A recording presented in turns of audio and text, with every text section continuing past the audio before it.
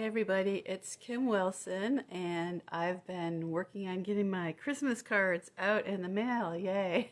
That's always the hard part for me, but let me give you a little tip. It really made a big difference for me when I started um, making mailing labels on my computer so I didn't have to print out all the lettering because with my arthritis it is just painful. So that made a huge difference, was having the addresses on the labels, and then I could just have to sign my name on the inside of the card, and that's it for most of them. So I wanted to show you a cute little project today, and I got this idea from another demonstrator, Janet, and she thought of this great idea, which is to make little Christmas trees out of your scraps of designer paper. Isn't that a cool idea? So I had quite a bit left over from a walk in the park, which is this one here. So I grabbed that paper and I picked up some of these. They are called ticket stabbers. Do you recognize this? Ticket stabbers, kind of old-fashioned little things they used at restaurants to throw the receipts on, and they have a little sharp point on the end. So I grabbed these from Amazon. They have all sorts of different ones. So if you wanted to make a taller tree than I did, then do some measuring and try to get some taller ones. Let me see what the base, let's see, the base is about, let's see, a little over 2 inches here, and then my height is about,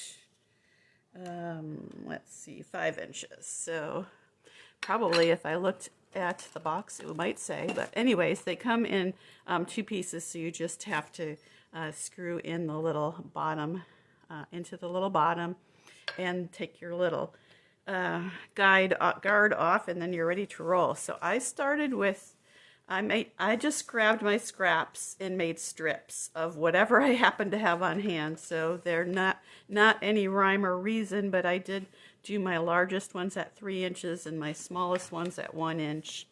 And if you wanted your base to show a little more, I'd start them a little smaller than 3.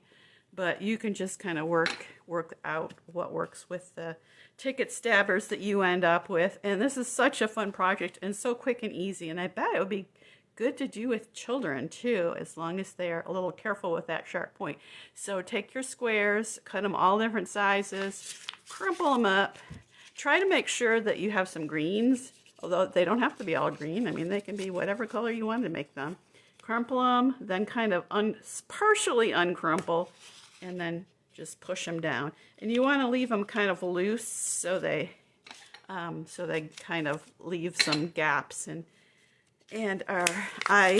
let's see, my 3-inch pieces were all from one 12-inch piece of designer paper. So I am alternating the tops and the what goes up and what goes down, just because I'm using the same pattern. So that way, at least I have a little bit of difference.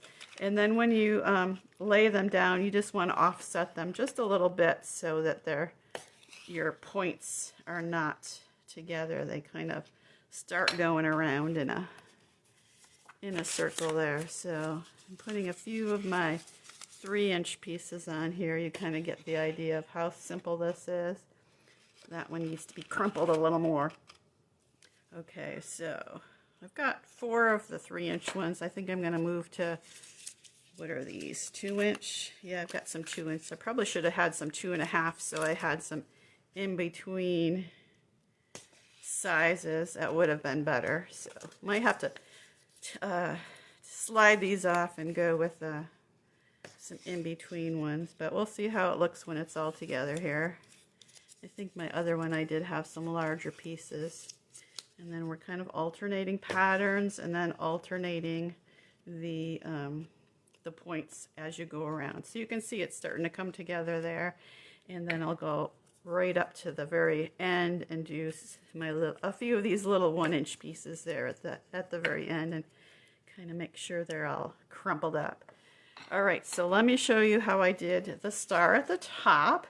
Now, when Janet did hers, she put a ribbon bow at the top, which was great, but I wanted a star on the top of my tree. So I grabbed my dies, which I've been using all season long, Stars at Night. So you've seen this before. And then I picked out this particular die, which I thought was good good size in relationship to my squares here. So I cut 4 of these out of the holographic paper because I had this piece that I had shown you before that was just sitting around gathering dust and I wanted to use it. So I cut 4 of those stars and I put 2 and 2 together for the 2 sides of the tree, so it would be double-sided. And then I laid down my silicone mat and kind of just put glue just on the tips except for the very bottom one so that I could just slide that right over the tip of my ticket stabber and make that little star nice and secure. So here's a fun project to try with your scraps, and it's going to not take very long, just about 5 or 10 minutes to make one of these. Isn't that fun? So hope you give it a try with your scraps, or at least save your scraps so that you can try it when you get a chance. Happy crafting, everyone.